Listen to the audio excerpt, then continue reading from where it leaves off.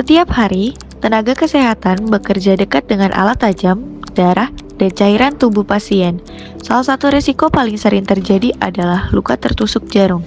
Tapi, kabar baiknya, risiko ini dapat dicegah. Kuncinya ada pada penggunaan APD dan penerapan K3 yang benar.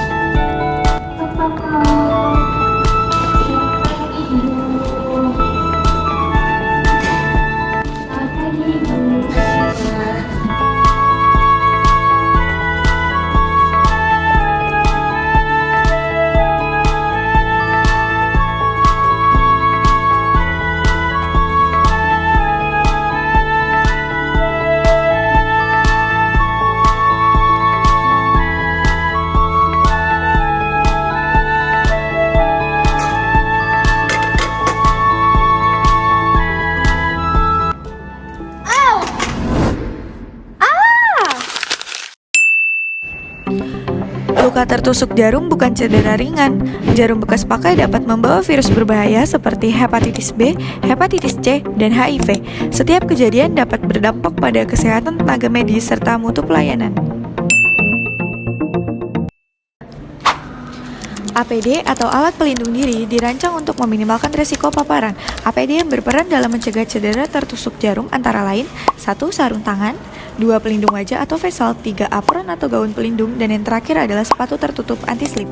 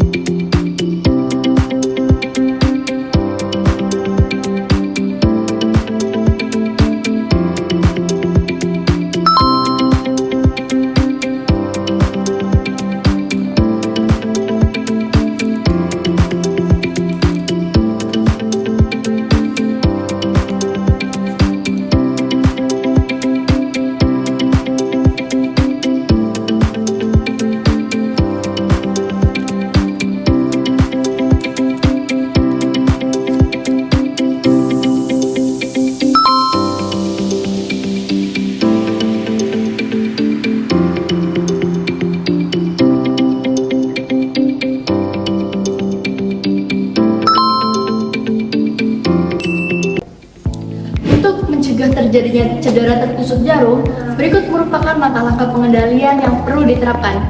Yang pertama, menggunakan APD secara benar.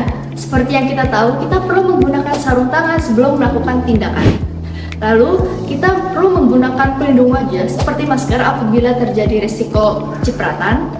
Dan kita perlu mengganti APD apabila sudah rusak maupun sudah pernah terkena paparan. Yang kedua, terapkan teknik kerja aman, seperti jangan menutup kembali jarum dan jangan memindahkan jarum dengan tangan kosong. Lalu yang ketiga, buang jarum ke tempat yang benar. Seperti yang kita tahu, jarum perlu dibuang ke safety box dan jangan menekan, menahan, maupun memadatkan isi dari safety box. Yang keempat, ikuti SOP secara konsisten. Karena setiap rumah sakit memiliki prosedur kerja aman, jadi pastikan untuk mengikuti setiap langkah-langkahnya. Dan yang kelima, lapor bila terjadi cedera. Tapi sebelum itu, pastikan mencuci area yang tertusuk jarum terlebih dahulu dengan air mengalir. Lalu laporkan segera untuk mendapatkan post-exposure prophylaxis dan dokumentasi kejadian untuk evaluasi pencegahan. Nah, teman-teman mahasiswa praktika perawatan, nah jika kalian sudah tertusuk jarum, kalian tidak perlu khawatir ya, ada beberapa cara sesuai dengan pajanan yang perlu kalian lakukan. Misalkan, yang pertama, jika kalian sudah tertusuk oleh jarum tangannya dan mengeluarkan darah, itu kalian tinggal bilas saja dengan air bersih yang mengalir dan menggunakan sabun atau antiseptik. Nah, kemudian yang kedua, itu adalah jika darah tersebut memercik ke tangan yang tidak terkena area tusukan jarum, kalian juga sama ya, membersihkan luka, membersihkan darah tersebut menggunakan air yang mengalir dan menggunakan sabun antiseptik. Nah, kemudian yang ketiga, jika darah itu muncrat ke mata atau area sekitar mata, kalian tinggal bilas saja area mata tersebut menggunakan air dan air yang mengalir sehingga bersih. Nah, kemudian yang keempat, itu kalian jika darah tersebut memercik ke area hidung, kalian bisa saja menghembuskan nafas, terus kemudian kalian juga langsung membilasnya dengan air yang mengalir hingga bersih hidung kalian. Nah, yang terakhir, yang kelima, itu ketika daerah tersebut muncrat ke dan masuk ke mukosa mulut, kalian tinggal kumur-kumur saja dengan air yang mengalir sampai darah itu hilang dan bersih mulut kalian.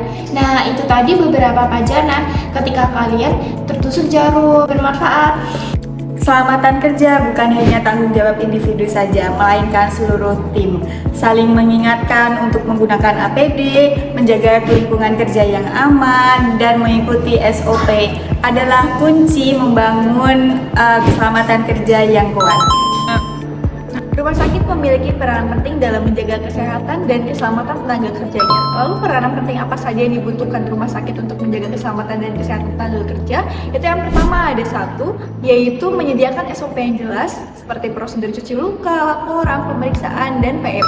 Lalu yang kedua itu ada membentuk tim K3RS atau IPC yang dimana menangani pajanan dan memastikan bahwa tindakannya itu sudah sesuai standar. Lalu yang ketiga itu memberikan penanganan medis segera yang dimana melakukan pemeriksaan darah, imunisasi, terus juga memberikan pemberian PEP bila diperlukan. Lalu yang keempat itu menjamin sistem pelaporan cepat dan aman yang dimana mudah, rahasia, tanpa menyalahkan. Yang kelima itu ada melakukan investigasi kejadian yang dimana menilai penyebab dan membuat langkah pencegahannya seperti apa. Lalu yang keenam itu ada dukungan psikologis yang membantu untuk mengurangi kecemasan dan memberikan edukasi resiko kepada tenaga kerja. Lalu yang ketujuh ada menanggung biaya penanganan yang di mana biaya penanganan tersebut meliputi pemeriksaan lab, obat, PEP, dan follow up. Lalu yang ke-8 itu ada memberikan pelatihan rutin pencegahan seperti safe injection, pembuangan sharp, terus penggunaan alat safety juga. Lalu yang terakhir itu ada melakukan monitoring dan evaluasi yang dimana mengaudit kasus dan perbaikan secara berkala dari pihak rumah sakit.